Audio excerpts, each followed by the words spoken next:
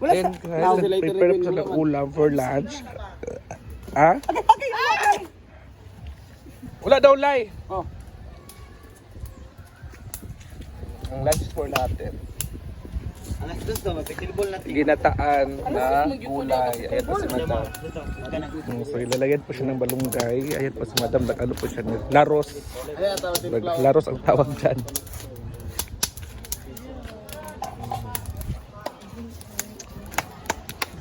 Nahugasan na yung 5 fingers.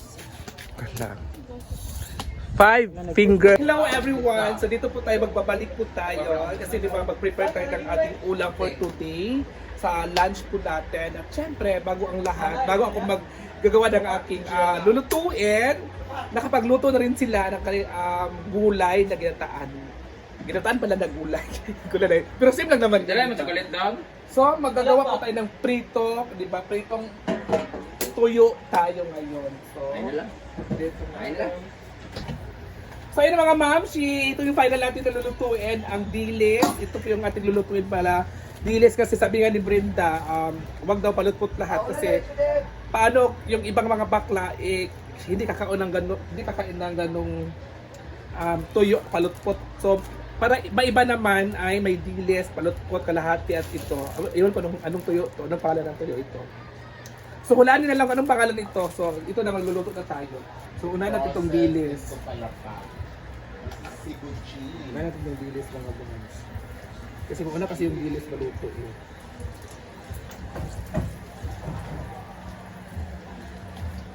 So lalagay natin lahat ng dilis kasi para isang actually ako talaga nagluluto ako pero sa bahay lang, hindi ako nagluluto dito kasi ayaw di ba naman magluto ako nung una kasi nagluto ko sa Maynila yung isda na paksi yung niluto ko. So napagalitan ako noon ni Madam, tapos kasi yung paksiw ko ay ginaya ko yung luto nila ni Simply Amore na luto or luto na nila ni Diva na paksiw at ginaya ko nung pagkagaya ko, hindi pala ako marunong noon. Iniisip ko marunong ako pero hindi pala. So pagluto ko ng paksiw na yun ay hindi ko tinanggal yung hasang at saka bituka. Oo. Tapos nung naglagay ko sa gasol, chinek ni Brenda kung ano yung niluto ko. Tapos pag-check niya, mayroon pang hasang, mayroon pang doon lang simula yung hindi na talaga ako pinapaluto ng araw na yun. Simula noon, hindi na ako nagluluto dito. Ay, sorry. Pero ito, nagluluto ko ng paksiw. Ganito lang paksiw. Yung mga fried yun lang. Pero yung mga sabaw-sabaw at gulay, hindi.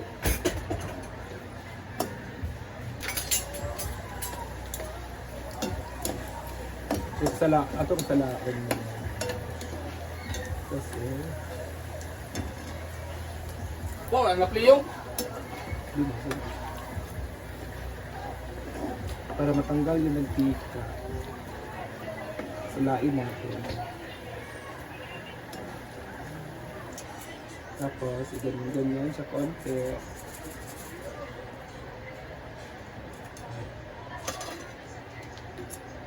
Ayan.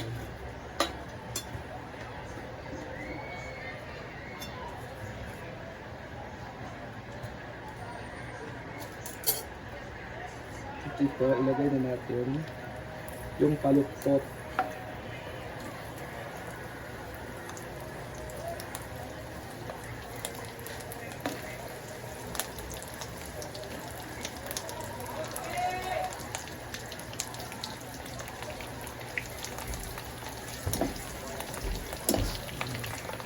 Ouch! Pag malinipis kasi na tuyo ay kailangan isahan mo na tapos i-shake mo na yan para pantay-pantay siya maluto kasi marami naman yung mantika nilagay ko so maluto din yan. Ito yung luto na pangdilisan pero luto din siya, crispy din yan.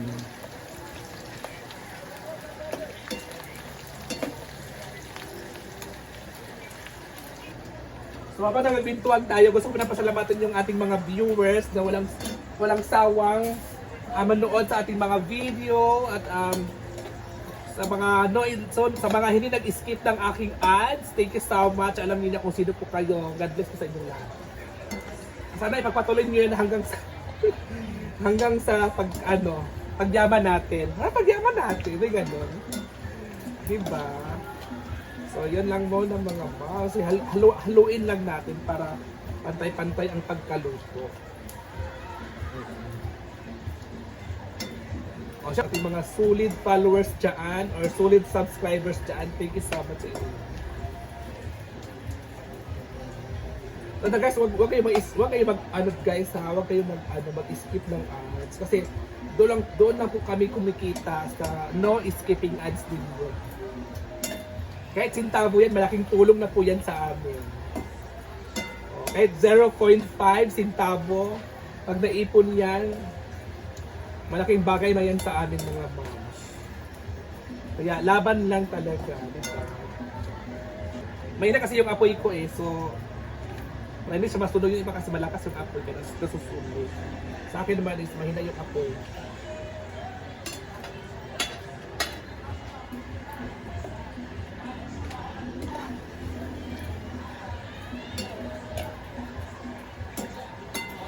Sa mga nagtatanong sa akin kung baka madurog, hindi siya madudurog kasi maliliit naman to, hindi naman to malaki, hindi naman tuyo naman to, so hindi siya madudurog. Pag trito to isda, madudurog siya. Tuyo naman, so hindi siya madudurog. Pero may mga tuyo naman natudurog, yung maliliit na isa, yung lapad, yung tamban, tawag doon, at saka yung galunggong na maliliit, pag ginagalito mo, nadudurog talaga siya. So tanggalin na natin kasi yung apoy kasi pinano ko yung apoy pinalakas ito yung apoy konti para maluto na siya. So patayin muna natin. At dito ilagay.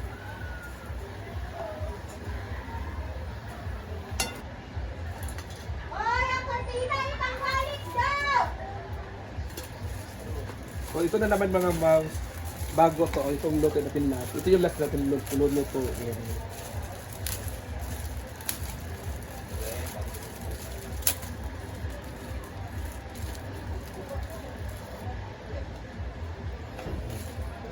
At ibalik natin ito sa lagayan.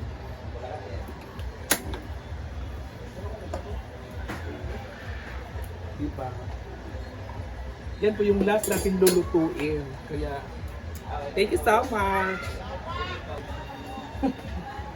So yun lang guys, luto na siya. So tatanggalin na natin siya.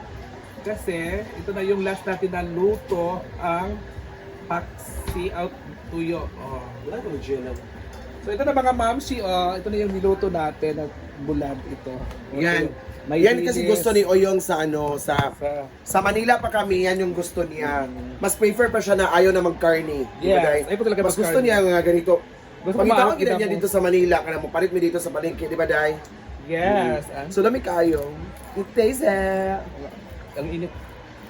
Stop. Ngayon mo sulang. Oh, so, thank you naman guys. Nagkaliman ako magugas ako ng mga plato kasi na pag nagluto kasi ako, ayaw ko makalat yung babaw. Magugas ba ako? Thank you. Cheers! At ako sa pagluto as ng pritong tuyo at ang gagawin po natin for today kasi nakita naman natin ang daming kalat kasi ako kasi pag nagluluto ako sa ganito, sanay din kasi ako sa trabaho, hindi nila ako nakikita kasi sa video tamad talaga ako pero sa gawaing bahay masipag ako. So ngayon mga moms, so para malinis din dito, so ililigpit natin yung iba at saka maghuhugas muna tayo bago tayo mag-lunch kasi nagluto pa yung ang ibang mga bakla nagluto pa ng ulam so baka naluto na yon, so hindi pa nila inakyat kasi si Brenda kasi tawag dito naglagay ng kurtina sa mga a-house para so habang may tubig pa kasi nawawala kasi itong tubig dito minsan so dito lang tayo guys, so paghugas na tayo.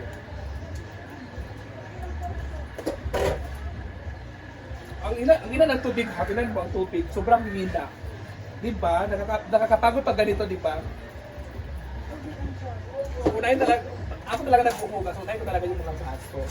Kasi sila yung, napabasag kasi yung aso, sila yung unahin. So, sa iba kasi, iba-iba kasi paraan ng paghuhugas. So, sa akin talaga, punta sa baso talaga yung una ko. pinakalas na hinuhugasan ko is yung mga kutsara.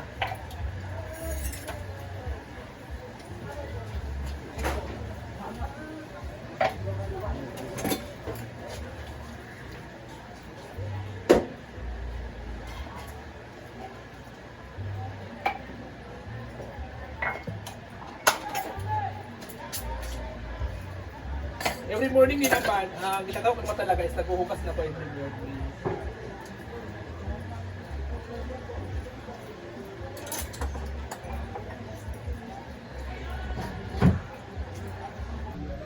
Diba?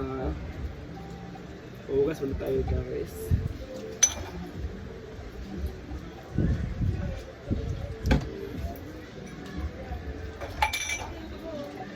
Busy kasi lahat yung mga tao eh. So, ang nagluto doon, silang ano na nagluto si Britney lang po yung nagluto doon.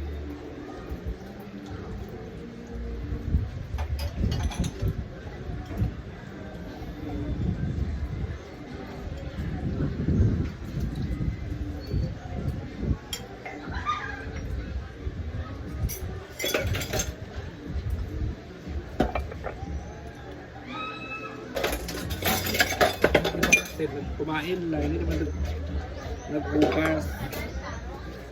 So, malinis na siya konti pa talaga. So, nag-ano muna ako ng tubig, lalagay ko muna siya ng tubig kasi nga, walang maglalagay dito eh. So, ako lang maglalagay. So, yung iba ay naka-ref na, so malinis na siya. Ayan. So, kailangan pang linisin natin siya konti. So, may ano po tayo, paksiw, kanin. Ayan. Oh. Ayan na guys. So, dito naman tayo. Mag-igip muna tayo ng tubig.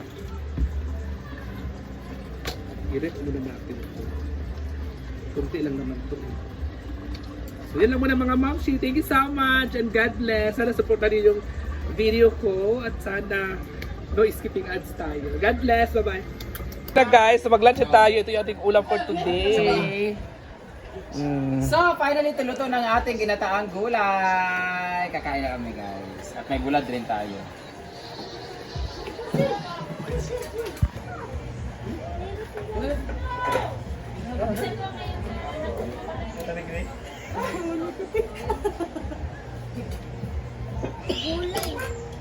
Mga pilihan, mungkin yung mga floral, mga pilihan.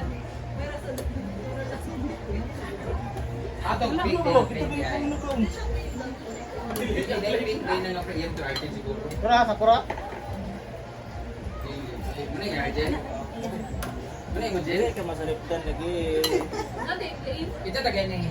Kapalo. Mura muna kay Arjen siguro. Di ba ni Kasha kung sa balay, kaya ano, lapat mo sa balay ilan na. Sunggup, ito ka.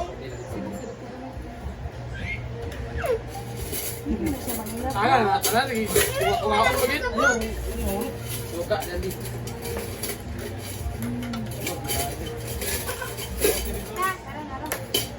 Let's go. Go! Ito. Hey, skuto ani. Ikuan mo ni Gon ba? Oh. Bas na ako. Kari. Tanil.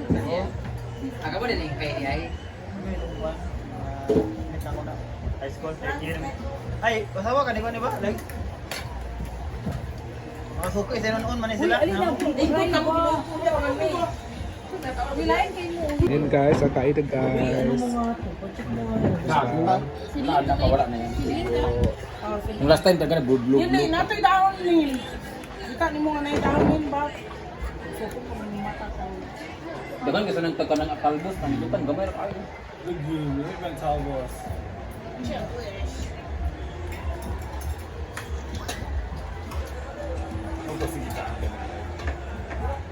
Jack! Jack!